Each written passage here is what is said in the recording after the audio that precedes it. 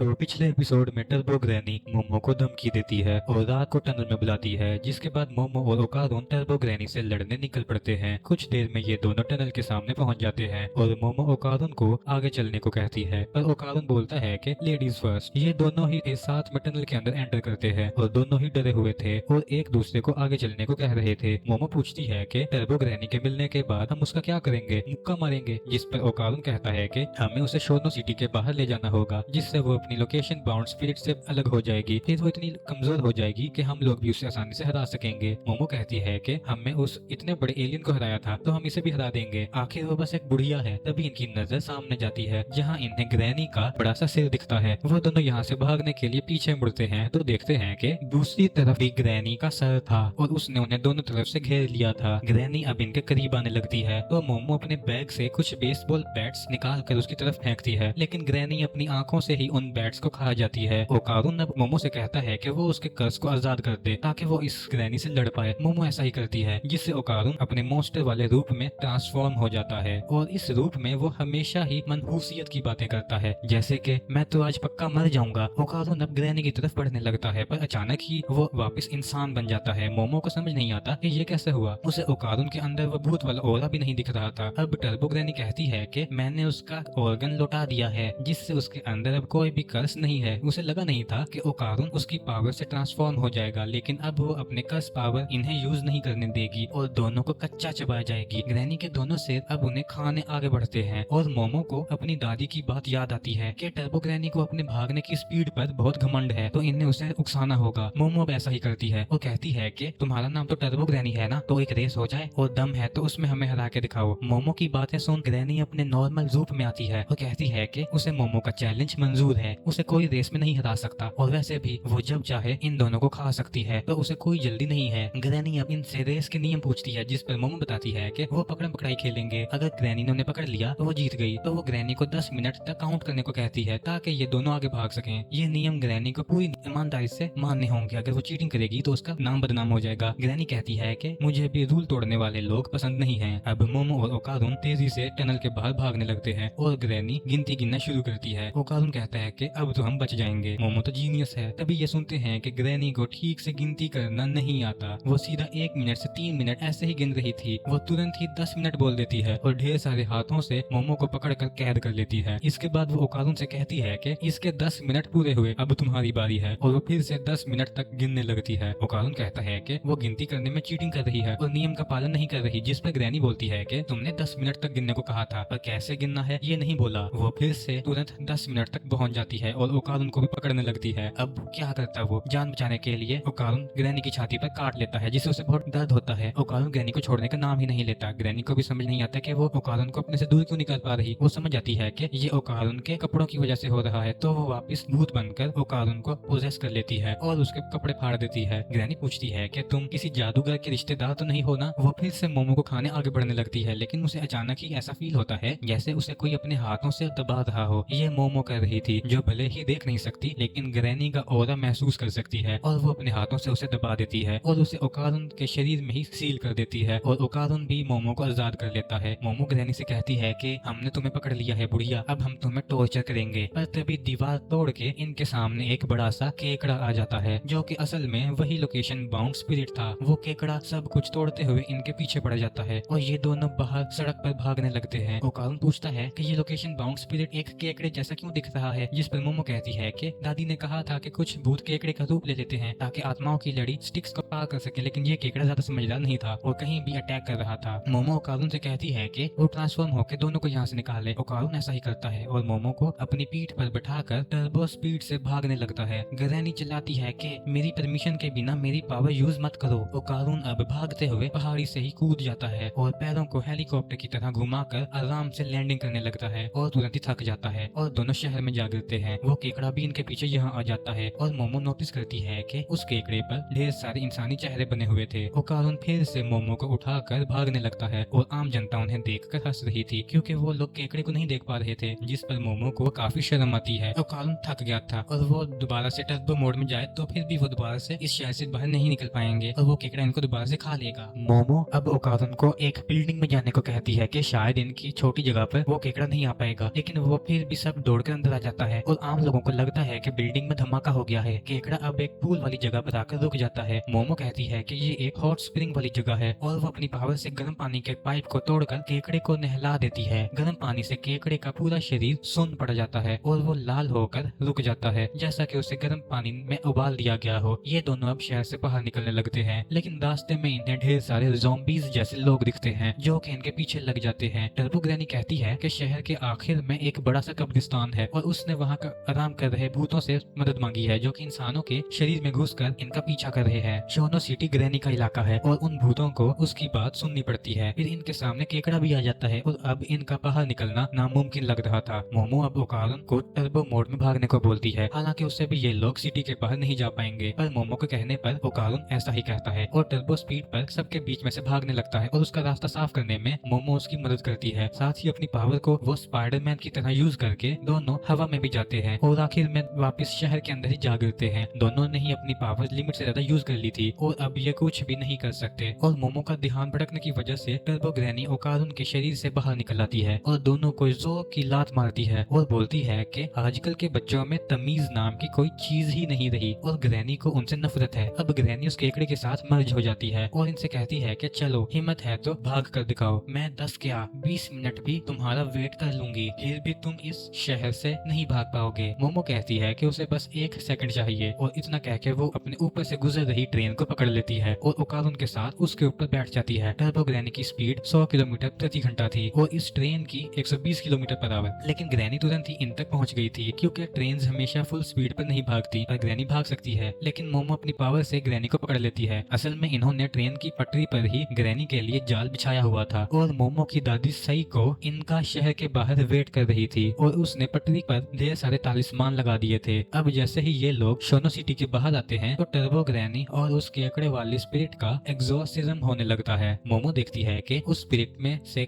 ढेर सारी लड़कियों की आत्माएं निकल रही हैं जो अब तक उस लोकेशन बाउंड स्पिरिट में कैद थीं। स्टेशन आते ही मोमो ओकारुन के साथ ट्रेन से उतर जाती है और उन्होंने टर्बो ग्रैनी और उस केकड़े वाली स्पिरिट्स दोनों का खात्मा कर दिया था। इसके बाद ये दोनों उस टनल पर फूल चढ़ाने जाते हैं। सई को बताती है कि ये टनल एक क्राइम करने की जगह हुआ करती थी जहाँ छोटी लड़कियों को लाकर उन्हें टॉर्चर किया जाता था और मारकर यहीं पर फेंक दिया जाता था। उन सब की आत्माओं से ही लोकेशन बाउंड स्पिरिट बना था और आज उन्हीं लड़कियों की आत्माओं को शांति मिल गई है। टर्बो ग्रैनी ऐसी जगहों पर जाती है जहाँ पर लड़कियों की आत्माएं भटक रही हों और वो उन्हें दिलासा देती है ताकि उनकी आत्माओं को शांति मिले, मगर आत्माओं को जिंदा लोगों से छेड़खानी नहीं करनी चाहिए। ठीक जैसा जिंदा लोगों को आत्माओं का मजाक नहीं उड़ाना चाहिए, उनके इलाके में घुसना बदसलूकी होती है। आत्माओं और जिंदा लोगों को इस नियम का पालन करना चाहिए कि दोनों एक दूसरे के इलाके में दखल न दें। खैर, टर्बो ग्रैनी को मारने की खुशी में शाम को ये लोग पार्टी करते हैं जिसमें मोमो और उसकी दादी एक केकड़े के लिए लड़ने लगते हैं। ओकारुन को समझ नहीं आता कि आज जो हुआ उसके बाद ये लोग केकड़े कैसे खा सकती हैं। फिर सही को ओकारुन से पूछती है कि उसका ऑर्गन तो वापस मिल गया है ना, जरा उसको दिखाओ। जिस पर ओकारुन कहता है कि पागल हो क्या, मेरा ऑर्गन मेरे पास है और मैं किसी को नहीं दिखाऊंगा। दादी उसके पीछे पड़ जाती है और वो मोमो से हेल्प मांगता है। मोमो तो केकड़ा चबाने में लगी थी और ओकारुन चिल्लाते हुए भागता है कि इस पूरे खानदान का दिमागी संतुलन हिला हुआ लगता है। खैर, ओकारुन इसके बाद मोमो को गुड बाय बोलकर अपने घर जाने लगता है। दोनों अब सोचने लगते हैं कि क्या ये उनका हमेशा के लिए गुड बाय था, इन्होंने गुड बाय क्यों बोला। लेकिन फिर मोमो ओकारुन को रोकते हुए कहती है कि कल स्कूल में मिलते हैं, जो सुन ओकारुन खुश हो जाता है और ये एपिसोड यहीं पर एंड हो जाता है। तो दोस्तों, आपको ये एपिसोड कैसा लगा हमें कमेंट्स में जरूर बताइएगा। अगर वीडियो अच्छी लगी हो तो लाइक करें और चैनल को सब्सक्राइब करें।